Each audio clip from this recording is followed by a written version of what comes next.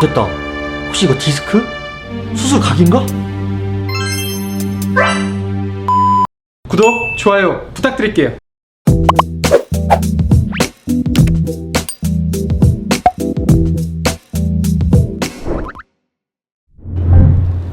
안녕하세요, 페인랩입니다. 오늘은 요통에 대해서 알아보고자 합니다. 여기 요통 환자분을 한번 모셔봤는데요. 아따 선생님, 허리가 너무 아프고 다리도 저린데 어떻게 할까요?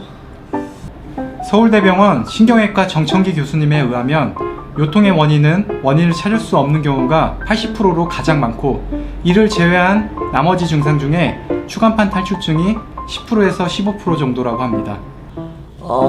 저리고요. 막 당기고 통증은 진짜 당연하고요. 이런 증상이 생기면 환자분들은 생각하게 됩니다. 됐다. 혹시 이거 디스크? 수술 각인가? 이런 증상이 있어서 MRI, CT를 찍어보면 실제 디스크인 분들도 있는 반면 영상상으로 깨끗한 분들도 많이 있습니다. 이건 왜 그럴까요? 먼저 우리가 알아야 할 것은 다음과 같습니다. 흔히 디스크라고 하는 추간판 탈출증을 저리고 당기는 척추신경 증상, 즉 척추신경병증과 혼동하면 안 됩니다. 아니, 나 요추 4번 5번 눌려있는 거 확인했다니까요. 다시 서울대 신경외과 정청기 교수님 말씀에 의하면 성장이 멈추는 고1, 고2 때부터 퇴행성 변화가 시작된다고 합니다. 무리한 동작을 하면 살짝 빠져나오기도 하고 저절로 흡수가 되기도 하죠. 정상인 분들 중에 눌려있는 분들도 많으며 눌려있어도 이상이 없는 경우가 더 많습니다. 때문에 MRI 등 영상 진단 소견이 임상적인 증상과 일치하진 않으며 참고하는 수단 중에 하나일 뿐입니다. 아니, 그럼 어디가 문제라는 거요? 자, 이게 환자분의 허리입니다. 자, 이건 척추관 외부에 연부조직의 염증, 유착 및 변성 등으로 척추신경 증상이 유발된 거라고 보셔야 합니다. 신경근 초막 또는 경막 주위에 무균성 염증이 생겨서 자극이 되면 충혈과 부종이 생길 수 있습니다. 이로 인해 말초신경까지 자극이 되게 되면 통증과 저림, 당김, 이상감각 등 증상들이 생길 수가 있습니다. 이런 양상은 영상 진단으로는 확인하기가 힘들죠.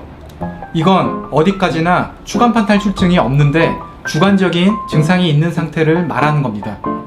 이 영상은 디스크라는 질환을 절대 부정하는 주제가 아닙니다. 척추 주변에 염증성 화학 물질이 척추 통증을 동반한 저림 양상을 유발할 수 있다는 게 포인트죠. 적당히 하세요. 보통 위의 원인들이 복합적으로 오는 경우가 많아 모두 치료를 해줘야 되는 경우가 많습니다. 이러한 문제들을 확인하여 치료한다면 보다 효율적인 접근이 가능한 편입니다. 환자 아닐지도 몰라. 보존적인 방식으로 통증 조절이 가능할 때 수술이나 시술이 필요 없다는 게 유명 대학병원 교수님들의 견해이기도 합니다. 2017년 미국 내과학회 진료 지침에서는 만성요통 환자의 경우 의사들이 비약물적 요법으로 침치료를 선택하여야 한다고 강하게 권고하고 있다고 소개한 바 있습니다. 허리 아프신 분들 이 뉴스에 귀 기울여 주십시오. 허리 통증 초기에 침 치료를 받으면 수술 확률이 30% 넘게 떨어진다는 연구 결과가 나왔습니다. 황동진 기자가 보도합니다. 저번 영상 기억하시죠? 저도 봤습니다. 그래서 안 걸어다니고 뛰어다니고 있어요. 이런 증상이 있을 때 어디서 걸으라고 했다, 운동하라고 했다고 부랴부랴 하다가 증상이 더 악화돼서 오시는 분들이 아주 많습니다.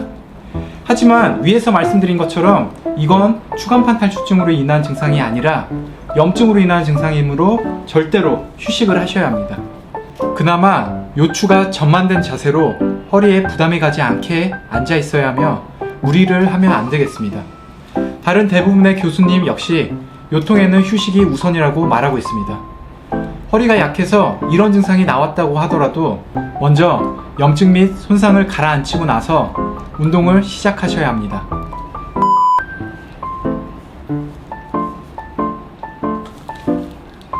그만하라고 이 새끼야. 장시간 앉아있고 운전을 많이 하고 운동도 많이 하는 현대 생활 패턴은 요추의 부담이 클 수밖에 없습니다. 다치지 않는 것도 중요하지만 통증이 나오고 나서부터는 관리를 잘하는 것도 똑똑한 페인 여러분들이 할 일입니다. 이 영상이 도움이 되셨다면 구독, 좋아요, 알람 설정까지 부탁드립니다. 지금까지 페인랩이었습니다.